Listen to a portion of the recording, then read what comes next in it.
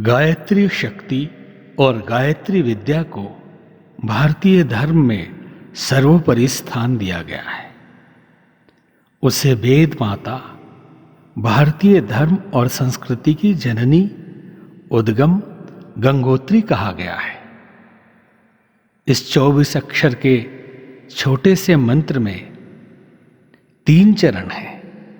चौथा ओम एवं 3 व्याहृतियों वाला चौथा चरण है। इन चारों चरणों का व्याख्यान 4 वेदों में हुआ है।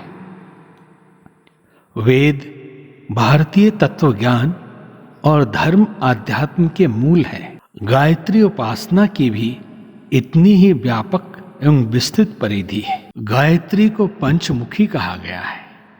पंचमुखी शंकर की भांति गायत्री भी पंचमुखी है। पुराणों में ऐसा वर्णन कई जगह आया है, जिसमें वेद माता गायत्री को 5 मुखों वाली कहा गया है। अधिक मुख, अधिक हाथ पांव वाले देवताओं का होना कुछ अटपटा सा लगता है। इसीलिए बहुधा इस संबंध में संदेह प्रकट किया जाता है। 4 मुख वाले ब्रह्मा जी, 5 मुख वाले शिव जी, 6 मुख वाले कार्तिकेय जी भी बताए गए हैं। चतुर्भुजी विष्णु, अष्टभुजी दुर्गा, 10 भुजी गणेश प्रसिद्ध है। ऐसे उदाहरण कुछ और भी हैं। रावण के 10 सिर और 20 भुजाएं भी प्रसिद्ध हैं। सहस्त्रबाहु की 1000 भुजा और इंद्र के 1000 नेत्रों का वर्णन है। गायत्री माता की अलंकारिक चित्रों, प्रतिमाओं में 1 मुख, 2 भुजाओं का चित्रण है। कमंडलू और पुस्तक हाथ में है।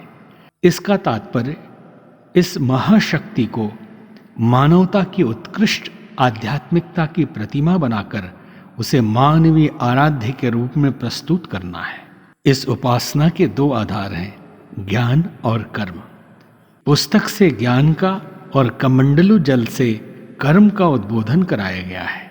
यही वेद माता है। उसी को विश्व माता की संज्ञा दी गई है। सर्वजनीन और सर्वप्रथम इसी उपास्य को मान्यता दी गई है।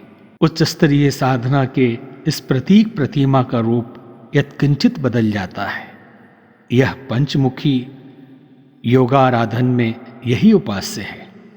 5 मुख और 10 भुजा वाली प्रतिमा में कई संकेत हैं। 10 भुजाएं 10 इंद्रियों की सूक्ष्म शक्ति का संकेत करती है और बताती है कि उनकी संग्रहित एवं दिव्य सामर्थ्य गायत्री माता की समर्थ भुजाओं के समतुल्य है। 10 दिशाओं में उसकी व्यापकता भी हुई है। 10 दिक्पाल, 10 दिग्गज पृथ्वी का संरक्षण करते माने गए हैं। गायत्री की 10 भुजाएं ही 10 दिक्पाल हैं। उनमें थमाए हुए विविध आयुधों से यह पता चलता है कि वो सामर्थ्य कितने प्रकार की धाराएं प्रवाहित करती एवं कितने क्षेत्रों को प्रभावित करती है। गायत्री के इन 5 भागों में वे संदेश छिपे हुए हैं जो मानव जीवन की बाह्य एवं आंतरिक समस्याओं को हल कर सकते हैं। हम क्या हैं? किस कारण जीवन धारण किए हुए हैं? हमारा लक्ष्य क्या है? अभावग्रस्त और दुखी रहने का कारण क्या है? सांसारिक संपदाओं की और आत्मिक शांति की प्राप्ति किस प्रकार हो सकती है? कौन बंधन हमें जन्म मरण के चक्र में बांधे हुए है? किस उपाय से छुटकारा मिल सकता है? अत्यंत आनंद का उद्गम कहाँ है? विश्व क्या है? संसार का और हमारा क्या संबंध है? जन्म मृत्यु के त्रासदायक चक्र को कैसे तोड़ा जा सकता है? आदि जटिल प्रश्नों के सरल उत्तर उपर्युक्त पंचकों में मौजूद हैं। गायत्री के 5 मुख वास्तव में उसके 5 भाग हैं। पहला भाग ओम, दूसरा भूः भुवः स्वः, तीसरा तत्सवितुर्वरेण्यम, चौथा भर्गो देवस्य धीमहि और 5वां है धियो यो नः प्रचोदयात्। यज्ञोपवीत के 5 भाग हैं।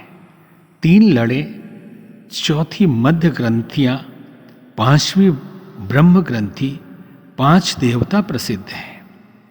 ओम अर्थात गणेश, व्याहृति अर्थात भवानी, गायत्री का प्रथम चरण ब्रह्म, द्वितीय चरण विष्णु और तृतीय चरण महेश है।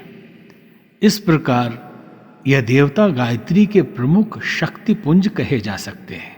उच्च स्तरीय साधना में पंचमुखी गायत्री प्रतिमा में पंचकोशी गायत्री उपासना की आवश्यकता का संकेत किया गया है।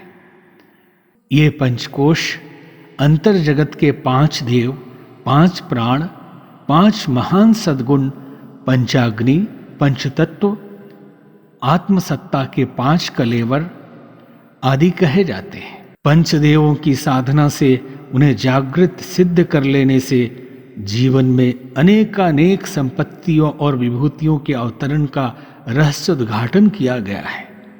5 प्राणों को चेतना की 5 धाराएं, चिंतन की प्रखरताएं कहा गया है। चेतना की उत्कृष्टता उन्हीं के आधार पर बढ़ती और प्रचंड होती है। प्राण विद्या भी गायत्री विद्या का ही अंग है। गायत्री शब्द का अर्थ भी गय, गय का अर्थ होता है प्राण, और उसमें त्रि जोड़ा हुआ है अर्थात त्राता। प्राण शक्ति का परित्राण करने वाली दिव्य क्षमता के रूप में किया गया है। कठोपनिषद में पंचाग्नि विद्या के रूप में इस प्राण तत्व को इन्हीं 5 धाराओं के रूप में प्रस्तुत किया गया है।